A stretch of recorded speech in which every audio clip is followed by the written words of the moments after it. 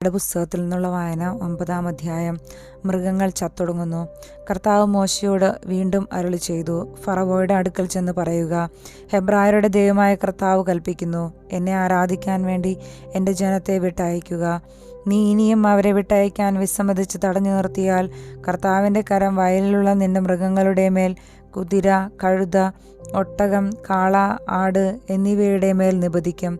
അവയെ മഹാമാരി ബാധിക്കും. ഇസ്രായേൽക്കാരുടെയും ഈജിപ്തുകാരുടെയും മൃഗങ്ങൾക്ക് തമ്മിൽ കർത്താവ് ഭേദം കൽപ്പിക്കും. ഇസ്രായേൽക്കാരുടേതിൽ ഒന്നുപോലും നശിക്കുകയില്ല. കർത്താവ് നാളെ ഈ രാജ്യത്ത് ഇത് ചെയ്യുമെന്ന് പറഞ്ഞുകൊണ്ട് സമയവും നിശ്ചയിച്ചിരിക്കുന്നു. അടുത്ത ദിവസം തന്നെ കർത്താവ് അപ്രകാരം പ്രവർത്തിച്ചു. ഈജിപ്തുകാരുടെ മൃഗങ്ങളെല്ലാം ചത്തൊടുങ്ങി. എന്നാൽ ഇസ്രായേൽക്കാരുടെ മൃഗങ്ങളിൽ ഒന്നുപോലും ചത്തില്ല. ഫറവോ ആളയച്ചന്വേഷിച്ചപ്പോൾ ഇസ്രായേൽക്കാരുടെ കന്നുകാലികളിൽ ഒന്നുപോലും ചത്തില്ല എന്നറിഞ്ഞു. അതിനാൽ അവൻ്റെ ഹൃദയം കഠിനമായി. അവൻ ജനത്തെ വിട്ടയച്ചില്ല. വ്രണങ്ങൾ ബാധിക്കുന്നു. കർത്താവ് മോശയോടും അഹ്റോനോടും അരുളി ചെയ്തു, ചൂളയിൽ നിന്ന് കൈ നിറയെ ചാരം വാരുക. ഫറവോ കാണുകെ മോശ അത് ആകാശത്തിലേക്ക് വിതറട്ടെ. അത് ഈജിപ്ത് രാജ്യം മുഴുവൻ ധൂളിയായി വ്യാപിക്കും. അത് രാജ്യമാസമകലമുള്ള മനുഷ്യരുടെയും മൃഗങ്ങളുടെയും ദേഹത്ത് പൊട്ടിയൊലിക്കുന്ന വ്രണങ്ങൾ ഉണ്ടാക്കും. അതനുസരിച്ച് അവർ ചൂളയിൽ നിന്ന് ചാരമെടുത്തുകൊണ്ട് ഫറവോയുടെ മുൻപിലെത്തി. മോശ ചാരം അന്തരീക്ഷത്തിലേക്ക് എറിഞ്ഞപ്പോൾ അത് മനുഷ്യരിലും മൃഗങ്ങളിലും പൊട്ടിയൊലിക്കുന്ന വ്രണങ്ങൾ ഉണ്ടാക്കി. എല്ലാ ഈജിപ്തുകാരോടുമൊപ്പം മന്ത്രവാദികളെയും വ്രണങ്ങൾ ബാധിച്ചതിനാൽ മന്ത്രവാദികൾക്ക് മോശയുടെ മുൻപിൽ നിൽക്കാൻ കഴിഞ്ഞില്ല. കർത്താവ് മോശയോട് പറഞ്ഞതുപോലെ അവിടുന്ന് ഫറവോയുടെ ഹൃദയം കഠിനമാക്കി. അവൻ അവരുടെ വാക്കു ശ്രദ്ധിച്ചില്ല. കന്മഴ വർഷിക്കുന്നു. അനന്തരം കർത്താവ് മോശയോട് കൽപ്പിച്ചു, അതിരാവിലെ എഴുന്നേറ്റ് ഫറവോയുടെ മുൻപിൽ ചെന്ന് പറയുക, ഹെബ്രായരുടെ ദൈവമായ കർത്താവ് ഇപ്രകാരം പറയുന്നു, എന്നെ ആരാധിക്കുന്നതിന് വേണ്ടി എൻ്റെ ജനത്തെ വിട്ടയക്കുക. ലോകം മുഴുവനിലും എനിക്ക് തുല്യനായി മറ്റൊരാൾ ഇല്ലെന്ന് നീ മനസ്സിലാക്കാൻ വേണ്ടി ഈ പ്രാവശ്യം എൻ്റെ മഹാമാരികളെല്ലാം നിൻ്റെയും സേവകരുടെയും ജനത്തിൻ്റെയും മേൽ ഞാൻ അയക്കും. ഞാൻ കരം നീട്ടി നിന്നെയും ജനത്തെയും മഹാമാരിയാൽ പ്രഹരിച്ചിരുന്നെങ്കിൽ നീ ഇതിനകം ഭൂമിയിൽ നിന്ന് തുടച്ചു നീക്കപ്പെടുമായിരുന്നു. എൻ്റെ ശക്തി നിനക്ക് കാണിച്ചു തരാനും അങ്ങനെ എൻ്റെ നാമം ലോകം മുഴുവൻ പ്രഘോഷിക്കപ്പെടാനും വേണ്ടിയാണ് ഞാൻ നിന്നെ ജീവിക്കാൻ അനുവദിച്ചത്. എൻ്റെ ജനത്തെ വിട്ടയക്കാതിരിക്കത്തക്കവിധം നീ ഇനിയും അവരുടെ നേരെ അഹങ്കാരം പ്രകടിപ്പിക്കുമോ?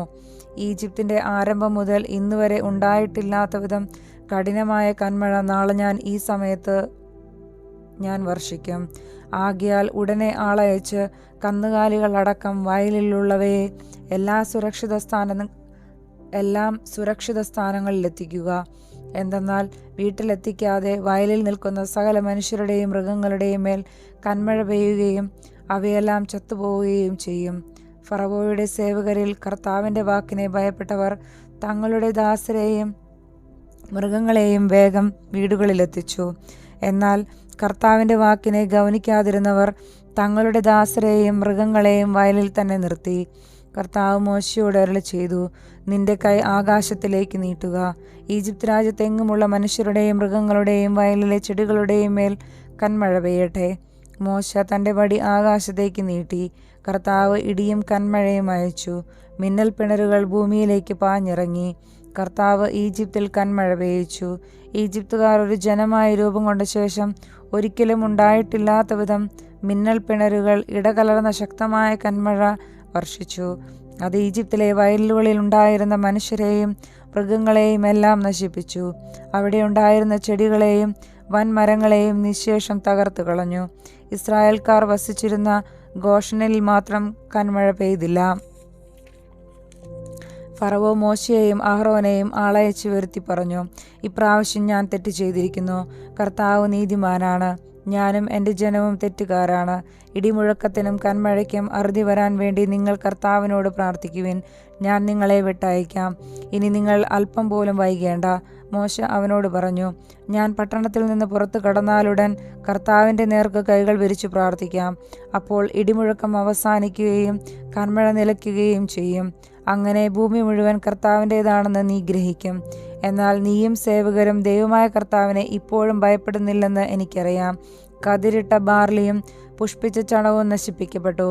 എന്നാൽ ഗോതമ്പിനങ്ങളിലൊന്നും നശിപ്പിച്ചില്ല, കാരണം അവ വളർച്ച പ്രാപിച്ചിരുന്നില്ല. മോശ ഫറവോയുടെ അടുക്കൽ നിന്ന് പുറപ്പെട്ട് പട്ടണത്തിന് വെളിയിലേക്ക് പോയി കർത്താവിൻ്റെ നേർക്ക് കൈകൾ വിരിച്ചു പ്രാർത്ഥിച്ചു. ഉടനെ ഇടിമുഴക്കവും കന്മഴയും നിലച്ചു. അതിനുശേഷം മഴ പെയ്തില്ല. മഴയും കന്മഴയും ഇടിമുഴക്കവും പൂർണ്ണമായി നിലച്ചെന്ന് ഫറവോ കണ്ടപ്പോൾ അവനും സേവകരും വീണ്ടും പാപം ചെയ്യുകയും കഠിനഹൃദയരാവുകയും ചെയ്തു. കർത്താവ് മോശയോട് പറഞ്ഞതുപോലെ ഫറവോയുടെ ഹൃദയം കഠിനമായി. അവൻ ഇസ്രായേൽക്കാരെ വിട്ടയച്ചില്ല. നമ്മുടെ കർത്താവായ മിശിഹായ്ക്ക് സ്തുതി. ആമേൻ.